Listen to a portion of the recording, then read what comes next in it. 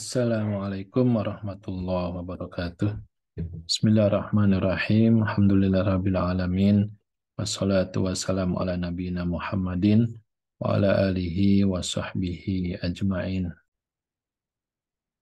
Alhamdulillah, sahabat-sahabat yang dirahmati Allah, kita dipertemukan kembali dalam serial As'ilah Qur'aniyah, sebuah upaya ikhtiar kita untuk memfollow upi pertanyaan, kepenasaran kita terhadap ayat-ayat Al-Quran dengan pembahasan secara linguistik atau secara bahasa.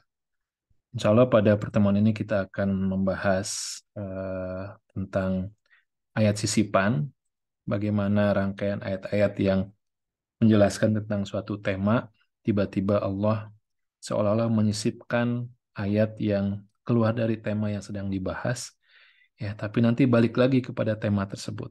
Ya, ini yang dimaksud dengan ayat sisipan.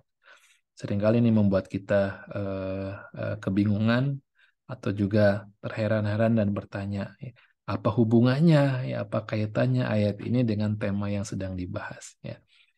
Nah, kita akan coba membahas dua contoh tersebut, ya. Yang pertama di surat Al-Baqarah ayat 183 sampai 187. Ini adalah ayat-ayat yang menjelaskan tentang syariat puasa. Ya ayyuhalladzina amanu kutiba alaikumusiyam. Kemudian syahrul Ramadan alladzi unzila fihil Qur'an. Ini di ayat 185-nya. Ya. Kemudian 186, wa idza sa'alaka ibadi anni fa inni qarib. Ujibu da'watad da'i idza da'an falyastajibu li wal yu'minu bi la'allahum yarshudun. Dan apabila hamba-hambaku bertanya kepadamu wahai Muhammad tentang aku, maka aku adalah dekat. Aku mengabulkan permohonan orang yang berdoa apabila ia memohon kepadaku. Maka hendaklah mereka itu memenuhi segala perintahku dan hendaklah mereka beriman kepadaku agar mereka selalu berada dalam kebenaran. Kemudian ayat selanjutnya balik lagi, ya, uhilla lakum lailatas syiyam, tentang puasa atau dihalalkannya apa-apa yang akan disebutkan di malam-malam puasa tersebut. Nah, jadi pertanyaannya, kenapa ayat tentang anjuran berdoa itu kok muncul di antara ayat-ayat puasa? Nah, sahabat-sahabat, doa adalah sebuah permintaan, request atau proposal yang kita ajukan kepada Allah. Ya, sebagaimana dalam kehidupan kita di dunia ini, maka permintaan itu butuh adanya membangun kedekatan dulu, ya, sehingga disinilah ya peranan puasa, bahwa orang yang puasa ini berada dalam suasana yang begitu dekat dengan Allah karena mengikuti perintah Allah. Ini puasa adalah ibadah untuk Allah, ya. Dan Rasulullah SAW juga bersabda dalam hadisnya, salah satun la turaddu da'watuhum. Ada 3 orang yang doanya itu tidak tertolak. Yang pertama adalah as-shaimu hatta yuftir. Orang yang puasa sampai berbuka. Yang kedua, wal imamul adil, pemimpin yang adil. Yang ketiga, wada'watu al-mazlum, ya. Itu doa orang-orang yang dizolimi. Ya. Jadi disinilah justru ayat tentang anjuran doa ini sangat pas, ya, sangat tepat berada di dalam rangkaian ayat-ayat puasa. Karena begitulah, ya, sebelum kita meminta itu harus membangun kedekatan dengan Allah. Bagaimana caranya? Banyak ibadah, ya. Apa bangun sebelum subuh, ya. Itu kemudian makan sahur, di situ ada keberkahan. Kemudian kita melanjutkan dengan sholat subuh, sholat qobliyahnya, ya.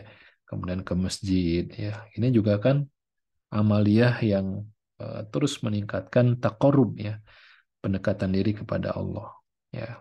Dan di luar Ramadan itu juga Rasulullah SAW mencontohkan kepada kita sebelum doa, sebelum meminta kepada Allah, maka lakukanlah membaca sholawat, kemudian juga membaca hamdalah, ya, bersyukur kepada Allah, kemudian meminta ampun, meminta taubat kepada Allah, menyanjung Allah, menyebut asmaul husnanya, merendahkan dirinya, ya.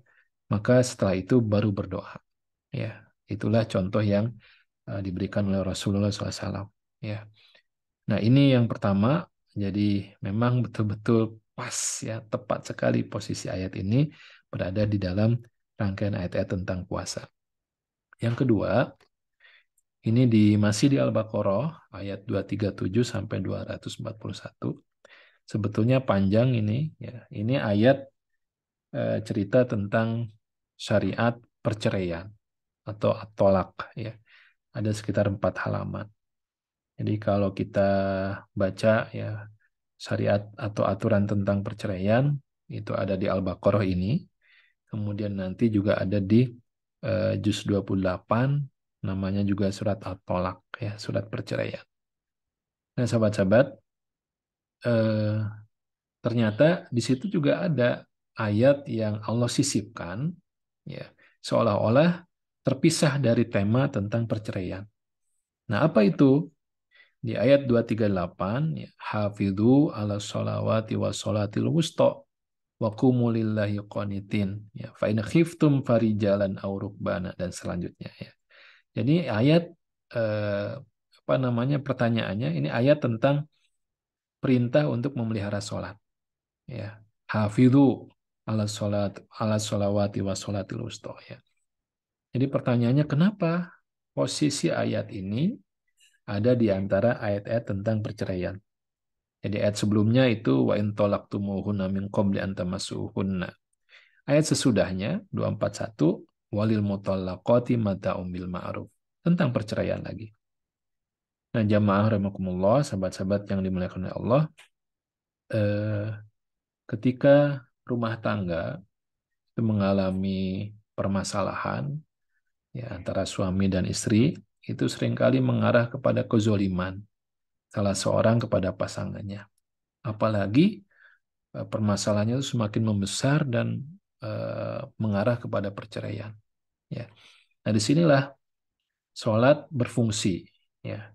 Sebagaimana kita baca di ayat yang lain di surat Al-Ankabut, ya. Inna sholata tanha anil fahsyai wal munkar. Di sholat mencegah dari perbuatan keji dan mungkar. Maka Allah memerintahkan penjagaan sholat di 238 Al-Baqarah ini agar mencegah potensi perbuatan keji dan mungkar atau kezoliman saat perceraian terjadi. Ya, shadakallah ya. Jadi eh, bahkan kalau kita rinci ya di sini ada ya mungkin teman-teman yang sudah pernah belajar ya bahasa Arab Al-Qur'an ini bisa lebih klik ya. Hafizu ini adalah fi'il amr ya.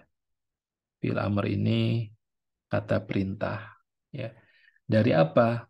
Dari ya hafazo yuhafizu. Hafazo yuhafizu. Ya. Nah, terjemahannya ya memelihara, ya, menjaga. Tapi dalam bahasa Arab ada juga yang artinya memelihara atau menjaga itu dengan uh, seperti ini. Ya. Jadi hafizo ya, hafizo yahfazu. Ini juga artinya memelihara atau menjaga. Ini perhatikan, ini hebatnya bahasa Arab ya. Ya. Hafizo kita baca semuanya pendek ya. Artinya memelihara atau menjaga. Hafadho kita panjangkan haknya ya, kita panjangkan haknya di sini ya. Hafadho yuhafizu. Jadi ketika ada bacaan yang dipanjangkan karena ada tambahan satu huruf terhadap kata dasar ya, ziyadatul mabna, ziyadatul makna. Jadi setiap penambahan ya kepada kata dasar itu juga akan memberikan tambahan makna. Nah, disinilah ya hafazo meskipun terjemahannya itu memelihara juga, ini mengandung makna lebih kuat ya, effort, ikhtiar, upaya yang lebih kuat untuk memelihara. Jadi bisa diterjemahkan dengan eh, tetap memelihara dengan baik. Itu hafadho yuhafidhu. Ya. tetap memelihara dengan baik. Kalau hafizah memelihara, kalau hafadho tetap memelihara. Jadi bayangkan ada sesuatu godaan, ujian, ya, halangan, tantangan yang lebih berat, ya, sehingga kata kerjanya yang dipakai tetap pelihara, ya, tetap memelihara. Ya, ini berarti ada goncangan, ada ujian, ada tantangan di situ, ya. Nah, berarti ini eh, perintah untuk memelihara sholat, ya, yang bertujuan agar tersibukkan, ya, orang tuh tersibukkan oleh urusan sholat, ya, sehingga nanti akan teralihkan dari permasalahan rumah tangganya, ya, bahkan dalam kondisi ketakutan yang lebih berat, ya, ini kan perceraian sesuatu yang mengkhawatirkan, menakutkan, ya, ya, bahkan dalam kondisi ketakutan yang lebih berat, ya, kapan itu? Saat perang antara hidup dan mati. Nah, ayat 239, fa in khiftum farijalan aw rukbana, ya. Jika kamu dalam keadaan takut, ya, ini dalam peperangan, maka boleh, ya, sholat itu tetap dijaga, ya, meskipun dalam kondisi berjalan atau berkendaraan. Nah, ini kan, ya. Jadi dalam kondisi yang antara hidup dan mati saja dalam peperangan itu diperintahkan sholat. Bagaimana, ya, dengan kondisi yang lebih ringan daripada itu, ya. Nah, inilah menunjukkan besarnya fadilah sholat, ya, yang akan menyelamatkan kehidupan saat badai rumah tangga itu berlangsung. Islam sangat lengkap, ya, memberikan bimbingan sampai ketika rumah tangga itu nggak bisa dipertahankan lagi, ya, nggak apa-apa berpisah, tapi jangan sampai ada kezoliman yang terjadi di antara, ya, suami istri itu, apalagi anak yang nanti akan menjadi korbannya, ya. Itulah jamaah rahimakumullah, ya, begitu hebatnya Allah, ya, dalam memberikan bimbingan kepada kita dengan cara metode yang sangat unik, sangat indah, ya, ini tidak bisa kita lewatkan begitu saja, ya. Maka, ya, kita berharap, kita berdoa kepada Allah, ya, semoga Allah mengkaruniakan kepada kita semangat untuk terus belajar, ya, memahami ayat-ayat Al-Quran, dan semoga Allah melapangkan dada kita, ya, untuk menerimanya dengan lapang dada dan memberikan kekuatan kepada kita untuk bisa mengamalkan apa yang Allah tambahkan dalam pemahaman ini. Amin amin ya rabbal alamin. Semoga bermanfaat. Assalamualaikum warahmatullahi wabarakatuh.